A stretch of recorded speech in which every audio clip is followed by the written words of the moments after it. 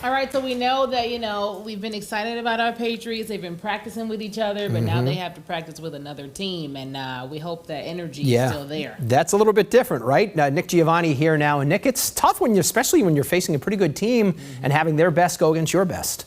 We'll see how this all plays out, guys, but the Patriots and Vikings are officially spending some quality time in the Twin Cities this week, or just outside of them. Today, just the start of it. Round 1 of joint practices officially in the books. Robert and Jonathan Kraft making the trip on hand for today's workout. Caught up with Brian Flores, a familiar face, former Patriots defensive play caller, who now leads the Vikings D. And our Dan Roach had a front row seat for all of it today. He joins us live from Minnesota. And Roach, following it from afar at least, it looked like big plays aplenty out there. Yeah, Nick, it was a beautiful day here in Minnesota. Let's start with that. Good temperatures for football. Today's workout reminded me a lot of last week's workout, the joint practice against the Washington Commanders. The defense sharp when it had to be. Looked like it got better and better. And as for the offense, some good plays, but certainly left themselves with plenty to work on, just like I'm sure Josh McDaniels likes. All right, Drake May faced a lot of pressure from the Vikings defense today. Brian Flores wasn't holding anything back, but May was still able to make some nice throws, moved around the pocket well and adjusted on the fly. I asked Center Garrett Bradbury if he was impressed with how May handled himself today. Absolutely. I mean, this is as confusing as it's going to get all year. I think it was strategic by Coach Vrabel to come up here, and we want to see this, It's good for us to see new defenders, guys that are going to be grabbing and holding and maybe have different skill set than our guys. So it's pretty cool to be out here and get a new look. It's good practice. It's phenomenal. So when we did execute it, when we did have 11 on 11 and give Drake time, it was positive, awesome plays.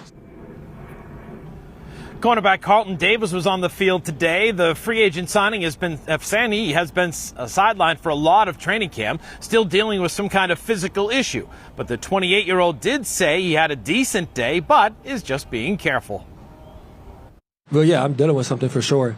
But I'm still ready to play right now. I don't care what's going on. If it was week 1, I'd be playing. So we're just being smart about it, and we are just, going through the process and going through the progress. And all these injury questions, man, you guys are trying to get me.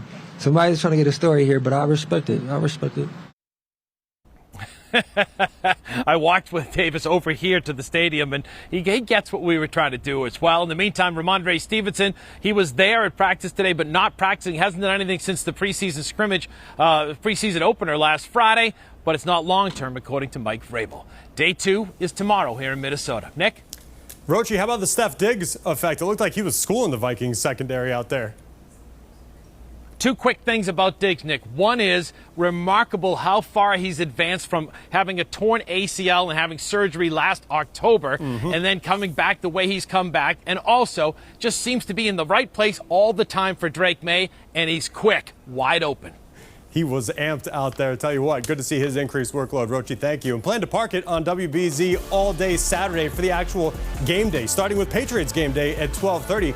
Pats and Vikings kick off at 1, followed by the 5th quarter postgame show. It's like college style, 1 o'clock on a Saturday. And if you miss any of it in the afternoon, we got you. We're going to run it back Saturday night. Patriots game day at 7:30. Pats and Vikings at 8, all on WBZ.